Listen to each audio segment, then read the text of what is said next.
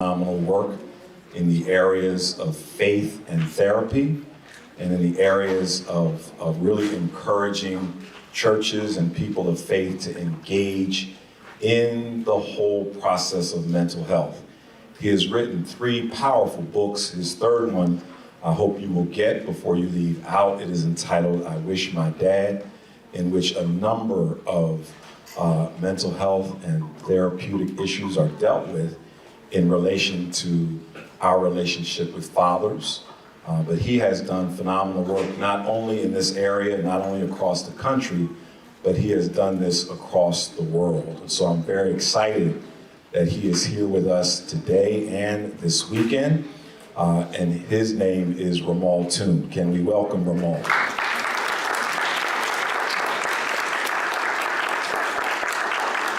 Ramal is going to moderate our panel discussion. We give God thanks today that we have 2 mental health experts with us. We give God thanks for Dr. Nicole Kamak, who is a PhD and who is responsible for the Black Mental Health Network here in the District of Columbia, does wonderful work at the VA. And we are joined by Dr. Candace Aston, just the same, who is a PhD as well, and who does profound work in this area. So let us welcome them just the same, and I'm going to turn it over to Ramal at this time.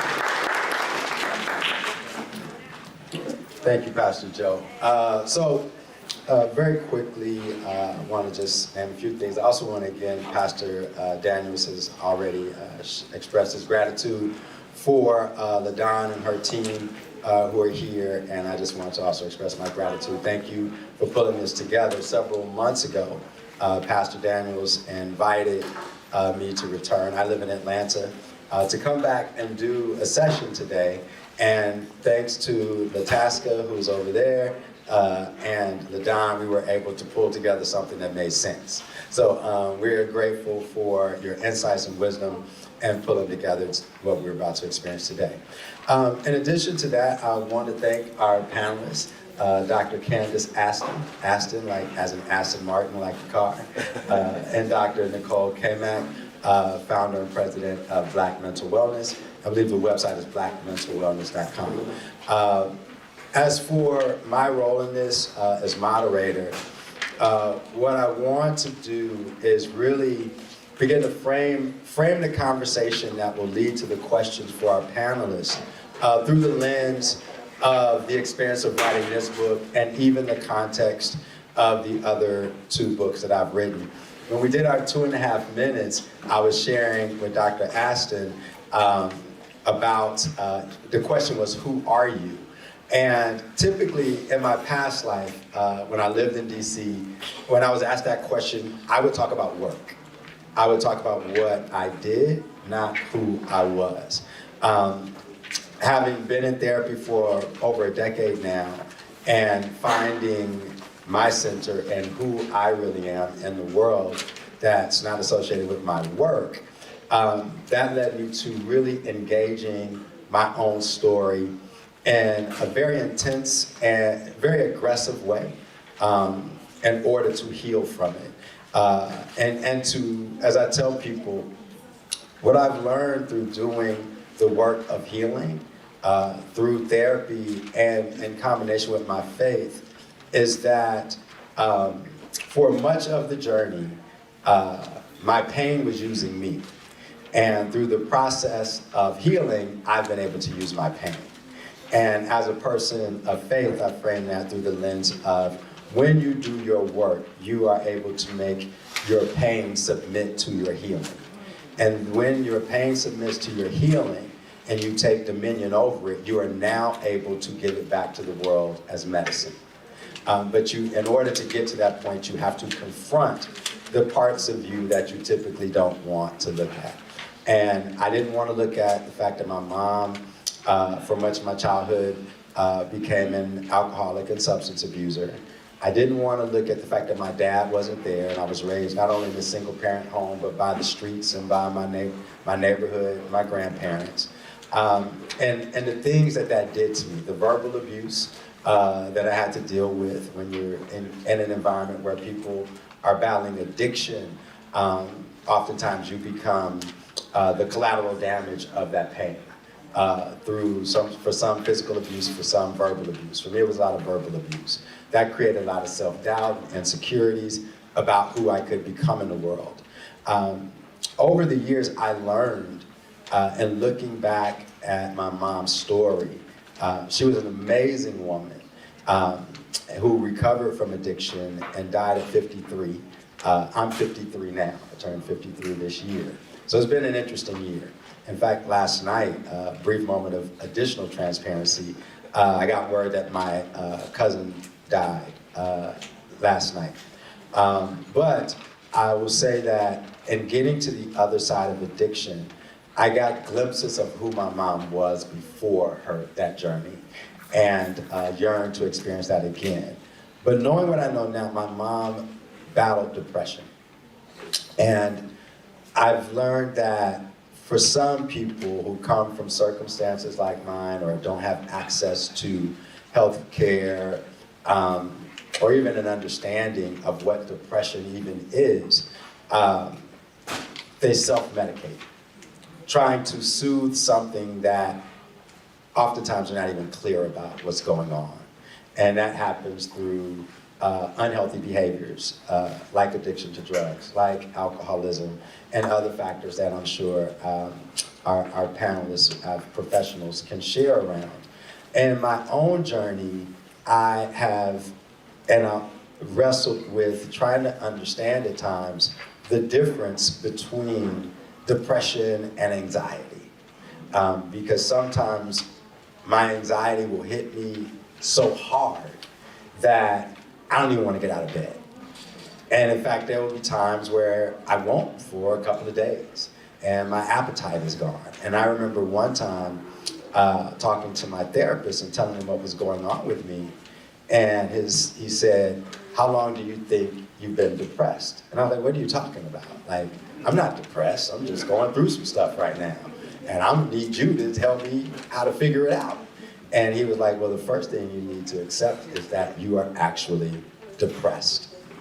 And I didn't want to use that language because in my mind, the way I was nurtured on what it means to be a man, that admitting I was depressed was a form of weakness. And I didn't want to identify with being weak. I had to accept that it wasn't weakness. And in order to really get to the other side, I had to own that I was depressed and why, what triggered it, how did I get here? But that was only a year ago. So that's some of the, my why for being here. A part of it is also the book, I Wish My Dad, which tells the stories of 17 people and their relationships with their fathers, or the lack thereof, how they've learned to heal their stories, to show up differently in the world, both for themselves and for their families. And then there are takeaways written by a therapist at the end of each chapter. The purpose of that book was to build community around people owning their stories, courageously confronting them, so that they can do the work of turning that pain into medicine by doing the work of healing. There are some clear takeaways for today that we want you to have. And I think I wrote them down. Here they are. We want you, when you leave here, to have an understanding of depression, know some of the signs of depression, where to get help, how to take care of yourself when you're dealing with depression, and knowing when it's time to get help. So those are some of the key takeaways. In addition to that, you have a handout with some access to resources and some other resources if you're on the email list that LaDon and her team will be able to send you. So, we're good to go? Yeah, excellent. So, just getting to the first question. And as I mentioned in talking about story, one of the things I was hoping you could share with us is around the question of, are there different ways that depression shows up for people of other cultures that causes it to be misdiagnosed or not diagnosed at all?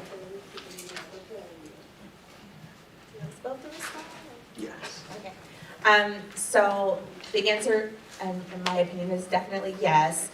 There was recently a research study that came out this year from NYU that found that depression in Black women, it shows up differently. So a lot of times with depression, you think hopelessness, not being able to necessarily get out of bed. But when they did their study and they got groups of Black women together, they found that some of the symptoms were self-blame and self-criticism, which made depression even more devastating to Black women because not only are they not feeling the best, but then they critique themselves for not being able to, show up for their family, show up at work. And so I think that also goes into with different communities, specifically people from minoritized cultures who have to rely on survival. So there's no time to be sad. There's no time I have to take care of my family. And so often there's a lot of self-neglect. So I think depression in different cultures, it can show up in many different ways. And so it's important to kind of ask yourself questions like, if I used to always get up in the morning and have coffee, and now all of a sudden I'm barely able to get up. So it's really about comparing yourself to your own self. Like, what is different? I used to always love going to the gym, and now I'm not. So looking at your behavior and kind of seeing what differences, what's going on.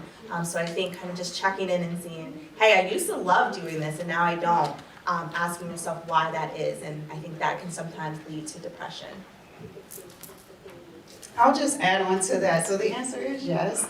And I think oftentimes, like you said, in people of different cultures, you may have to think about, there's no time for, being sad, it's about survival. But what happens is that people, quote unquote, function in the world, right? So if I'm going to work every day, if I'm still a mom, if I'm still a dad, if I'm still doing these roles, then there's no way I can be depressed. And it's part of the reason I really strongly dislike the word functioning depression. I think we need to name it what it is. It is depression. If you're going to work and you're barely getting through and you're using everything you have to complete these roles, but you're coming home and you're feeling depleted, or you're feeling overwhelmed, or you don't have energy, or maybe you notice that you're more irritable than other times. Other things that you want to look out for are changes in appetite. Are you eating more or less than usual? Are you sleeping more or less than usual? Or even when you're doing the things in the world, so you might still go out and do an activity, but it feels dim a little bit, like it's not as fun as it would normally be. That is depression. And I think oftentimes in therapy, one of the reasons it's missed is because people look at the roles you're still doing and don't look at the person in front of them. How has this changed for you? So when I was working on a military base, women were high up ranking officials in the military, or officers. And I would say, similar to what your therapist said, oh, this is depression. They're like, there's no way I'm depressed. I'm a such and such in the military. And I'm like, yeah, but how much energy is it taking you to do something that before you could so easily do? Or you're sitting at home and you're crying and no one knows what you're feeling. That is depression. And the other thing that happens culturally is that people don't describe depression as being sad. It's more about, I'm not feeling like myself. Sometimes people may talk about changes in their physical body, oh, I'm just tired, or I'm having these pains. And so that is depression, and that's part of why it's often missed when we think about different cultural backgrounds, people of different cultural backgrounds. No, thank you. I guess another question in that regard, as I'm listening, I'm wondering, sometimes, okay, is there a time frame? When will you know it's depression and not just momentary sadness? Yeah, so sometimes you, again, want to check in to see, is there other things happening? What's the context in which you're having these symptoms? So if it's a significant loss in your life and, you're having a hard time adjusting to the loss, it's normal to kind of have some feelings of depression with that. But I mean, if you take a look and it's been a month or, even longer, and it's the same thing, you're having troubles with enjoying things you used to, then I would say it's definitely time to kind of check in with a mental health professional, with your PCP, to kind of explore. What's Oh, primary care physician, so your doctor, or whoever kind of you go and do some check-ins with. So, you know, you can definitely have some situations, like you can come home from work and have a bad day, and a lot of times people will say, oh, I felt so depressed today. But depression is really like day in and day out, not feeling great, not being able to experience joy. And another thing that came from the study from NYU is that irritability is often something that's associated with depression that's often missed. So often, like, you know, it might not be that you're in the room crying, but you're just, you know, your mood is off. Dr. Conley, do you have anything? Okay. I mean, the moment you said irritability, and I was like, as a person of another culture, we can oftentimes be irritable because so often every time you step out of the door of your home, you're immediately confronted with assumptions, with bias, with challenges just because you're different. And I know for me, it can make a person irritable. Just knowing that, okay, I gotta go outside, and these are the things I'm gonna have to deal with the moment I go outside. Like, I can't go to get a cup of coffee without making sure I take my ID. And so sometimes I wonder, I guess the question is, are there things that can trigger depression through stress? Obviously sadness can perhaps lead to depression, but are there social stressors that can trigger depression for those of us who represent what we would call minority cultures that we're dealing with so often that could actually be triggers for depression? That and is depression always a diagnosis that can be treated with medicine, or are there ways to treat depression without that? So those two questions. You pick which one and you pick the other. Okay. So in terms of treatment of depression, yes, there's medication, but that's not the only route. There's many routes to the treatment of depression. What research has shown is that medication, as well as, you know, talk therapy and getting help with a therapist, kind of can lead to the, you know, best results. But often, you know, you can have many different ways to deal with your depression. It's just important with dealing with it. So for so many years, specifically in minoritized communities, there hasn't been a dealing of the depression. So it's just been stuff down and stuff down. And what we do know is that stress, like those stressors that you were just talking about, can often be, you know, labeled as trauma. And what we know is trauma then can lead to depression. And then if untreated, it can then even lead to physical health problems. So oftentimes we don't think that, you know, having a rough childhood can even determine the fact that you're more prone to heart disease, more prone to depression, anxiety, all of these things. So it's not only important to deal with it from the emotional standpoint, but it's important to deal with it because it can affect your physical health. So I like that you said that part. I work in a primary care office, and that was one of the first things that stood out to me, that we can't talk about our mental health if we're not talking about like our physical health and how we're taking care of ourselves, because oftentimes you're going to see a connection. If I'm not feeling my best, it might change what I eat. If I'm going to the doctor, how am I taking care of myself? And then it becomes a cycle. So that's very important to remember. Please go to the doctor, get your screenings. I always have to make that announcement.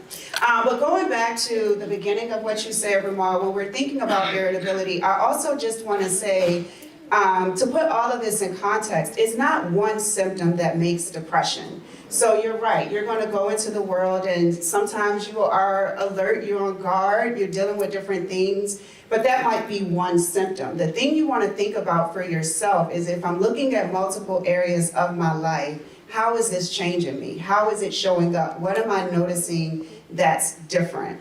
And then there is the other aspect that you all were talking about, is that life happens. Stress happens. If I can't pay my bills, or we're struggling to have food, or the unemployment, then that's going to affect how I feel. And then over time, what happens is I can't afford to do the things I used to do, or maybe I don't have the motivation anymore, so I'm staying at home a little more. People are inviting me out, I don't want to go.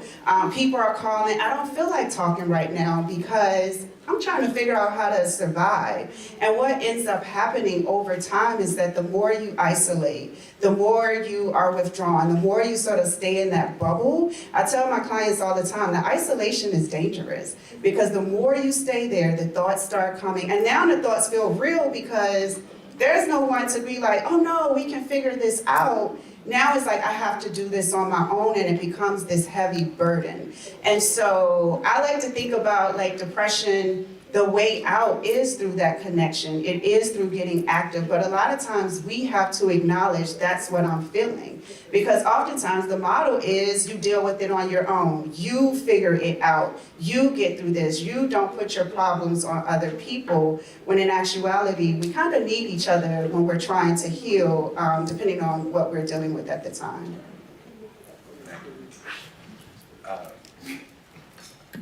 Well, I heard a therapist say recently in regards to your response to the question that, especially as it relates to trauma, she said your trauma did not happen in isolation. It happened in the context of community. And as a result, your healing will also take place in the context of community. So in essence, you cannot do this by yourself.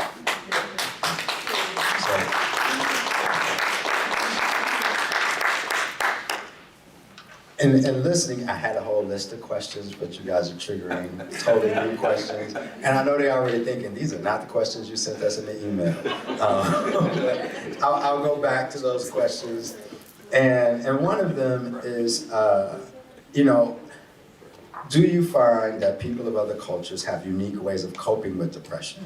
And what are some we should be aware of? And that question came to mind for me because I was mindful of things that my grandmother did culturally. People talk about meditation now. When I look back, my grandmother was from the South, Mississippi, and every now and then in the mornings or late at night, I could hear her humming. And, or she'd start singing or something. I thought, oh, my grandmother was meditating and didn't even know it. She would have never used that word, but she also never heard words like vegan or lactose intolerant or any of those things, the new stuff. But are there cultural ways that people deal with and cope with depression that we sometimes may not even be able to name, that we're actually using as coping mechanisms?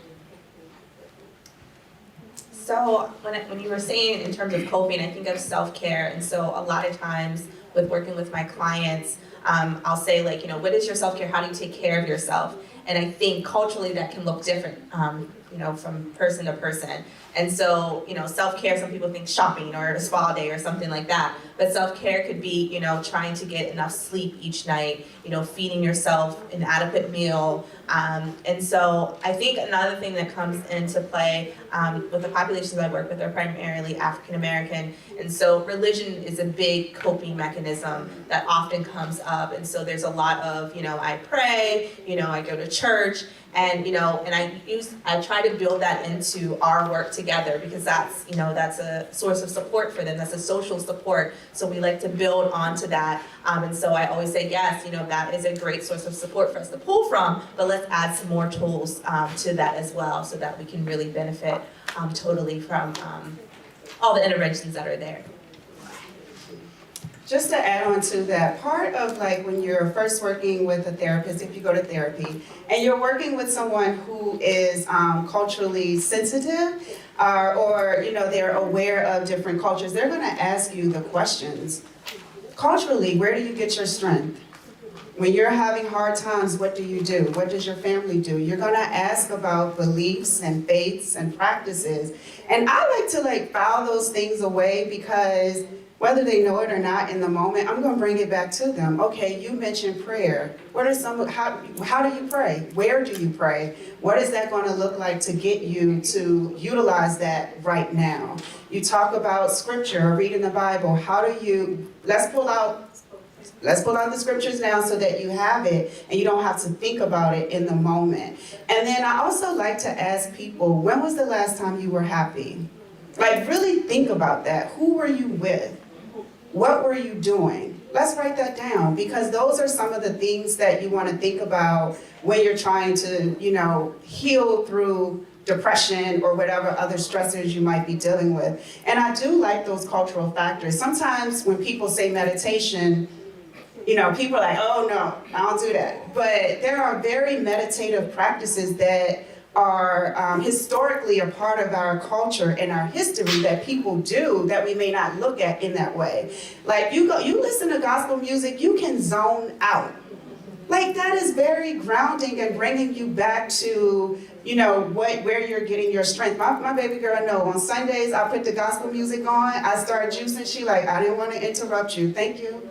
That's my time, that's how I come back to self. So you want to think about, music, art, you want to think about prayer, dancing, like it's more than just writing in a journal. You want to think about what are those creative expressions that you have that can help you through those things. And recognizing that those are also grounding activities, very meditative things. If you ever watch someone drumming, they're in the zone. Nothing else matters. Their thoughts, it's like a clear space. So you want to think about what are those things within your culture, within your background that you saw your grandparents doing, and how can you utilize that? I had a momentary contextual trauma experience when it got dark in here. 'Cause my story says run. But I don't know about everybody else's story. Okay, don't run. You don't make everybody else run. Because culturally, if we see somebody running, everybody black won't start running. And we don't even know why we're running. But and listening, I was thinking about how, like, one of my centering practices, you talked about getting grounded as a way, grounding yourself as a way of calming and soothing, even in the midst of depression. And I sigh a lot, or breathe loud. When friends are visiting my home and they're there in the morning, I'm like, and they're like, you all right? I'm like, yeah, this is my breathing meditation. And it's kind of like me just being able to get ready for the day. And I've learned, though, that deep breaths are actually good for you. And centering yourself, fully oxygenating your body and things like that are actually healthy. In that regard, what are some things that people can do in perhaps daily practice when trying to work through depression without a professional? So we're lucky now that we're in the age of technology. There are tons of apps that are available, free apps, and you can do as short as 1 minute of a mindfulness activity. And so some things that, some kind of different examples is like a 5, 4, 3, 2, 1. So, and that's a quick way of grounding yourself in the moment. So you're looking around, so it's tapping into each of your senses. So for, the first thing is look for 5 things around that you see with your eyes. 4, think of 4 sounds that you're hearing. 3, think of 3 smells that you're, hearing. 2, touch 2 things. And then, so it's really, what that is doing is taking you out of all the stressors, all the things that are in your mind, and just, again, grounding yourself and giving yourself just a moment of peace. And it doesn't have to be 30 minutes, an hour. It can literally be a few minutes. That's one of my favorites. And that's when you can do almost anywhere. Like you could be doing that in this room. You can do this when you're outside taking a walk. And walking mindfulness is another easy one that you can do. You can be outside on the street and you can just sort of take in, what do you see around you? What do you hear? What do you smell? If you could touch things, what would the texture be like? You really want to engage your senses. And oftentimes, when working with people around like coping, I ask them, it's more sensory, because you want to figure out what are those things that you can engage. There are some senses that are smells that you can sense, that you can smell, and it's very calming to you. So you want to just think about those types of things. I just want to also emphasize the reason that grounding and breath work is important is because oftentimes we're go, go, go. We're busy. We wake up and it's like feet hit the floor, you're getting ready for the day, you're going to work, you're doing all of your responsibilities, whatever you have after work, dinner, do it all over again. And I think what COVID highlighted for a lot of people is that you're so busy moving that you're not feeling. You're not experiencing. You're not in touch with what is happening in your body. And this is what I hear a lot of.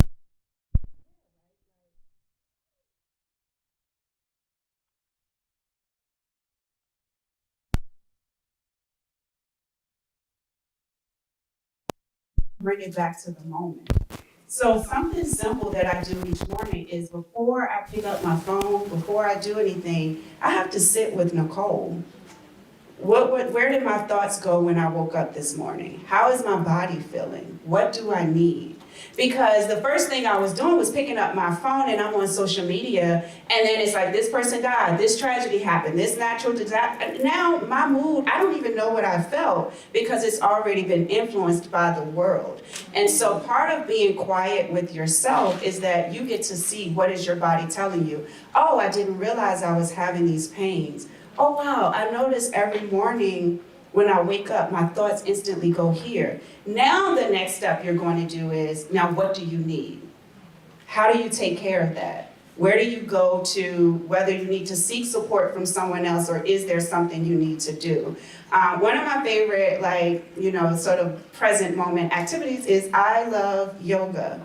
And part of why I like yoga is because for me, I like intense workouts, but yoga forces me to be in the cold. So I can't hold this pose if my mind is somewhere else. And if my mind is somewhere else, I need to figure out why. What is that about? And so I just encourage people to find space and time. If you're in your car, turn the radio off for a drive. It's uncomfortable.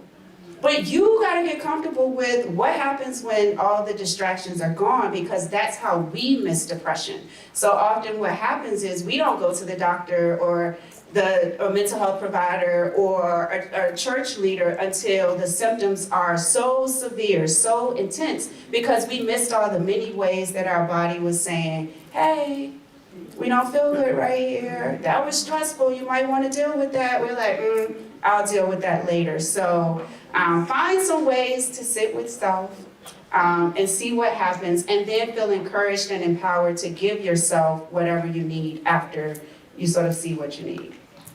Thank you. I have two more questions, and I'm glad you brought up the faith component of it. And we've kind of been alluding to it a little bit when people go to scripture. Again, going back to my upbringing, in that experience, people have often talked about just pray about it, right? Pray your way out of it. And I've tried that. Some things it works for, some things it does not. Especially depression. Because I've, in my personal experience, what I've found, and that's my own case study is me, that when depressed, there are times when I'm not even so certain that God cares enough, that I've imposed my trauma onto who God will be for me. And like everyone else, God will not show up. Or I have uncertainties about God caring enough to show up, or if it's going to happen. And in those faith moments, I've also had wounds related to church hurt and uncertainties about the community being supportive. Because when my mom died, and I know I was definitely depressed, at that time, and this is not a generalization for all church context or all Christians, but in that time, because people were uncomfortable dealing with death and grief, the easy response that would give them an interaction and then the freedom to go away was, I'm sorry to hear that, I'm praying for you. And then they out.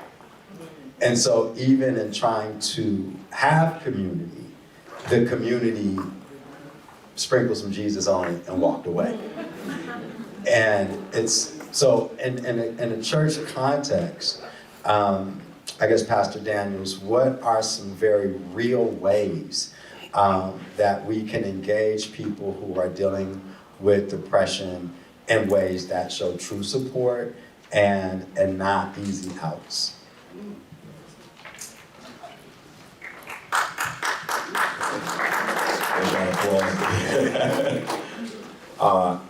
To answer your question succinctly, as a faith leader, I think it begins first with me as a faith leader and being transparent about my need for therapy as well.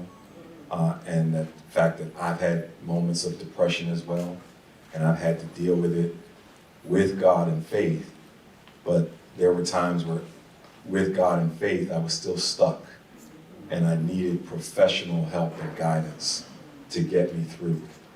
And I needed people to acknowledge to me as a faith leader, you need to go get help. And that helped me have the courage to get help. But then to be able to speak about that from the pulpit so that people can see that there's a necessary transparency that must take place amongst people within church and particularly leaders, so that we're not trying to put up a facade, but that we all have real needs from pulpit to door. That's one. Secondly, then seeking to make that reality known throughout ministry that is offered in the church. So we have a ministry here we call Stephen Ministry, which we equip lay leaders in areas of caring, of support, to be able to walk with people who have had trauma happen to them, so that it's not, I'm praying for you, Jesus will be with you and bye. But I'm praying for you, Jesus is with you, and I am here prepared to walk with you, and I'm here for you if you just need somebody to reach out to. Someone who can encourage people to go to therapy, but who come alongside people to let them know in that process that they're not alone. And so we stress that here. There are several of our Stephen ministers who are here for the session today.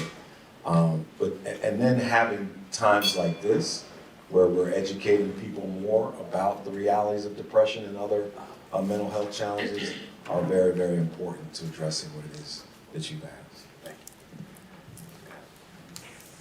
you. Yeah, I will say a couple of things. I'm grateful for a church being this practical on a hard topic. Like, I was surprised at how many people were in the room. I was like, depression ain't the coolest topic. Like, who's coming out for that on a Saturday? But your presence is evidence that people are serious about engaging their journeys and the journeys of people they love and care about. Again, from a faith perspective, one of the things I remember my therapist telling me once, it was a really dark time, and it happened because of the comparison trap I got caught in on the internet. And there are people talking about it scientifically that social media is driving, especially young people, but even adults, young people are probably more apt to admit it, but even adults, into depression. And because of the voyeurism that we get caught up in. And I got into a really dark place, comparing my journey to friends of mine, and that I wouldn't even call them friends, associates. And it was kind of like, what am I doing with my life? And I just went into a dark place of, look at you, you're wasting your life. And I told my therapist about what I was feeling and the challenges I was facing. And he said, that's where you are, but that's not who you are. And I said, well, what do you mean? He said, you're talking about your circumstances and how hard it is. But you need to remember who you are. You are a child of God. You are created with greatness and purpose. There is divine destiny on your life. He said, that's who you are. And no matter where you are, those things will never change. He said, when you remember who you are, that's when you will be able to make where you are change. And he says, you need to remember who you are. And because what you're going through is just where you are. It is not your identity. It is not who you're meant to be in the world, because those truths never change. And you've let your environment take power over who you think you are in this moment. And so I would share that with you, all of you, that sometimes we have to remember who we are and stand in that and not what's happening around us, and allow that to become our God. How hard it is, the difficulties we face, the environment we live in, what other people say and what they're doing. not letting that shape sense of self, but as people of faith, to remember those things that are unchangeable about, the reality of how you got here is not as important as the fact that you are here. And that because you are here, there's greatness in you, there's purpose in you, there's destiny in you, and you have to bring yourself back to owning that. One of the challenges I find with faith is that sometimes, but not all the times, we have a tendency to not own our greatness. And yet we can see other people and call them great. But we have taken a sense of false humility to a level that has caused us to play small. And in that playing small and that servant mentality, because in every servant there's still a leader, we will pass on our own greatness and thinking that it's not for me, it's for others. And that can trigger a sense of doubt and self-worth in comparison to even other people of faith. And so in a Christian context, what are some of the things we need to be mindful of that both come from what we hear from the pulpit and how we also treat people in the body, right? Are we treating people in ways that show that they have greatness in them? What are some of the things that we can do, that leaders can do, and that those of us who are people of faith can do to affirm people in ways that allow them to be encouraged? Y'all passing this to me. You make a great point. Some of the things we can do, number one, is recognize people. We don't recognize people enough. Like, for example, I recognize Reverend Latasca Nelson. Is she in the room, floating around? She's moving around. I recognize the fact that today is her 34th wedding anniversary. She's here serving and making sure everybody has. So recognition of people is very important. Positioning people to take on leadership roles in areas of giftedness they have, and allowing people to shine in those roles. Church leaders like myself and others who lead in a congregation, identifying people's giftedness and placing them in places of leadership that they may not even think that they could do. Putting the spotlight on folks, and even as God leads and as moments arise, throwing people into a situation where it may be fearful, but in their having that experience and walking with them, they realize they can shine.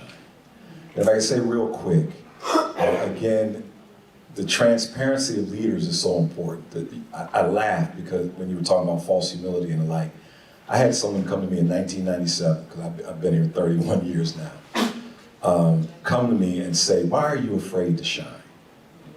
And I almost knocked them out, right? And I said, "I'm not afraid to shine, I'm just being humble." And they said, "There's something called false humility." And I said, "What do you mean by that?" And he said to me, "It's one thing for you to be humble. It's not one thing for you to be of that position. You need to be." He said, "There's another thing to know that God has gifted you with things, but you're afraid to let those things shine." And he said, "Why are you afraid to shine?" And I was just immediately like, ugh. And then literally 3 days later, I was meeting with someone who I was hoping could help us do comprehensive Christian counseling here. And the person looked at me and said, "Why are you afraid to shine?" And they said to me, "If you don't know, go search in your childhood, you'll probably find out." And immediately what came to me is I was placed in a situation where I was afraid, but I didn't have people necessarily to walk with me to get over it. But now here was that opportunity to get over it. And so these are some of the things that we can do in the church recognizing that there's church hurt that goes from the pulpit to the front door, but also recognizing that we all need to heal.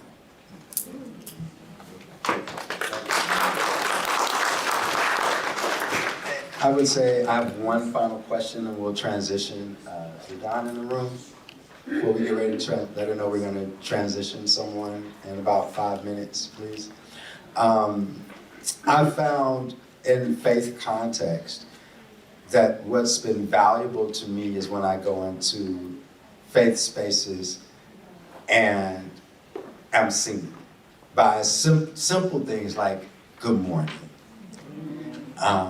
or hello. Matters so much, especially if someone's dealing with depression and you walk into a church and no one speaks to you and they're walking around you and they're sitting next to you and you're depressed, so you're not the one that's going to initiate the conversation, but they're talking to everyone around you that they know but not you. And that's important for us to be aware of as believers, because we're sending a message to the people who don't have the relationships or knew about their value and even just being worthy enough to get a good morning or a smile, a hello. That in many ways is an expression of God's presence for people and how we interact with them. That for some people can be all they needed was a smile and a God loves you, or a good morning, to make them smile and feel a little better, to feel seen. My last question is around children and depression. Culturally, I can recall times when I was probably a kid and depressed, but you didn't get to be depressed in my context. You didn't get, like you mentioned, times where you don't want to get out the bed.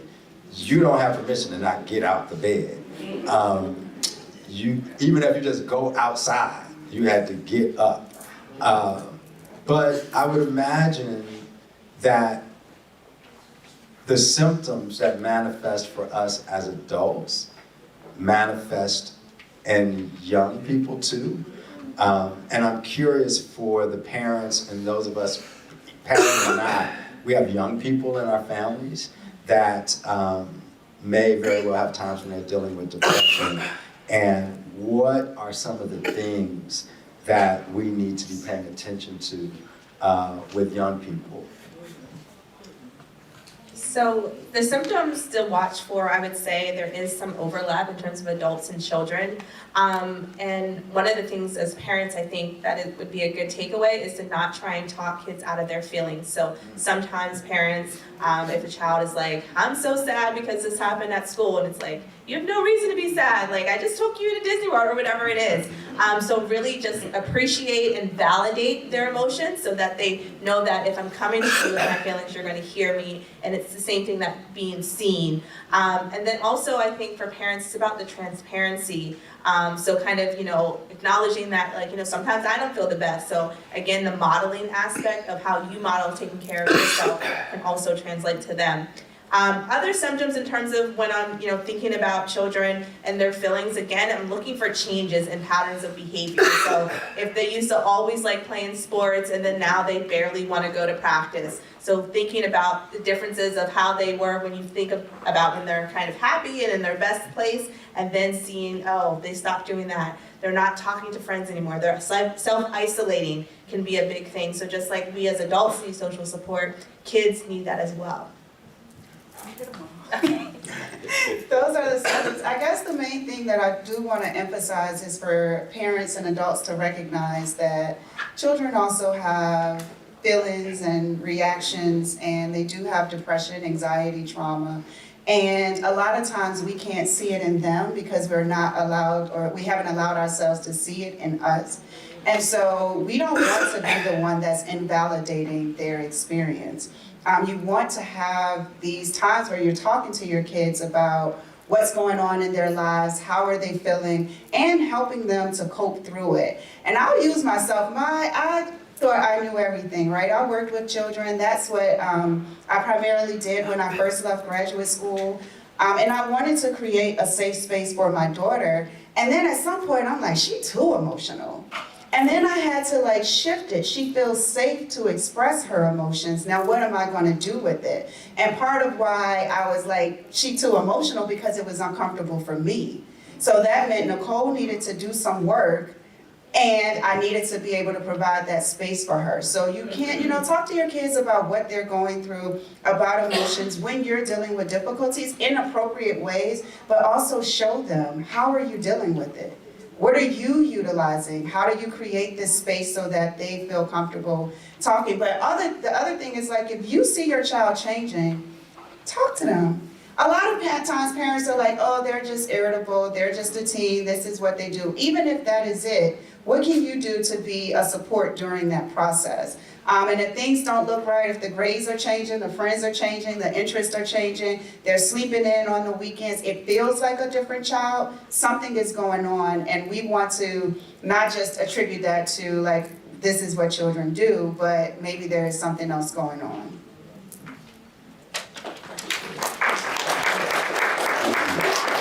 And listening to your answers, I'm thinking about, like, you said, validate your child's feelings. And you said, ask them how they're feeling. A part of that assumes that the child has permission to even feel. For some of us, that is actually new, right? Because we didn't get to feel. The whole gamut of feelings. You can feel anger, you can feel aggression, but you can't feel sadness. That didn't serve a purpose. And you definitely couldn't do it if you were a boy. You couldn't be sad, because sad was soft and weak. You had to be strong. So I'm thinking about for some parents, there are things we have to unlearn that were handed down to us that are no longer useful. And that unlearning, there are things we have to learn, because we never had permission to feel. And we don't even always know what to do with all of our feelings. And now we have to create this space for this child to feel. What are some tools for parents that you can offer? Like, when you said sit down and talk to your child, I'm like, man, I don't know what I'm supposed to say to this boy. So how you doing? After that, I got nothing. Like, so, and without trying to give them an answer. So what are some tools that you can give to parents, and perhaps some places they could go to get more information that can help people gather these skills? So I would say one thing that I do, so I have a 13-year-old and a 3-year-old. So with my 13-year-old, we like to watch a lot of shows together, and then a lot of times these themes are showing up. And so then I use that to say, have you ever felt that way? Like, how is it in school? So I use kind of just media and things that are around to kind of just ask those questions. In terms of other resources to kind of navigate this space, again, there's tons of podcasts out there. So you can, like, on your drive, listen to things to kind of learn about different strategies and how to approach different conversations. One other thing I'll say about parents is that sometimes it can kind of, come back to you. So if your child is depressed, you start to feel like, I'm a failure as a parent because they're depressed. What did I do? Or they have anxiety. Why? What did I create? And so taking yourself out of that and just understanding that it's not always about you, taking you out of it. Maybe there's some things you can change in terms of your parenting style, but not taking that self-blame and hijacking it and making it about you and centering the child, I think is important. Other things that I've done when I'm doing therapy with teenagers is sometimes trying to bring in the parents into some of those sessions. So if your child is in therapy or if you're going that route, don't be afraid to kind of throw in some family sessions so that you all can learn different strategies to communicate so that you can gain those skills. The family therapy requires parents to be open, because oftentimes when they come to family therapy, it's like, oh no, my child has the issue, not me. Your child is a part of a system, and if the system isn't working, we need to correct the system, and it requires everyone to be open. The other thing I will say is that nothing taught me what I needed to change and grow and heal through more than becoming a parent. It will highlight everything that you have been through, where you still got some work to do, where sometimes you're like, ooh, I didn't even realize that bothered me as a child, and now it's coming back up. And so it requires parents to do the work. Like, you literally need to do your own work. Sometimes I could be in the middle of like saying something to my daughter, and I'm like, that's what my mom believed. Do I believe that? I don't know. Like, I literally don't know, so I'm trying to figure it out. And allowing your space time to figure out what works for you. It required even conversations with my family, because little things like my daughter will ask a question and my aunt is like, that is your mother. You don't ask an adult a question. And I'm like, well, actually, I'm trying this new thing where I answer her so she understands. And my aunt was looking at me like, y'all new parents different, but guess what? They answer her questions now. And they all know, like, Lauren's gonna have a question, so we better be ready. But a lot of it requires you to do some changes and sort of see there is not one system. And that's the hard part about parent. There is not a rule book that's going to work for every child. You're literally figuring out for you and that child, what do we need to do? And so one of the things I laughed at you, Ramal, like no room for feelings or staying in the bed. My mom was team, you getting perfect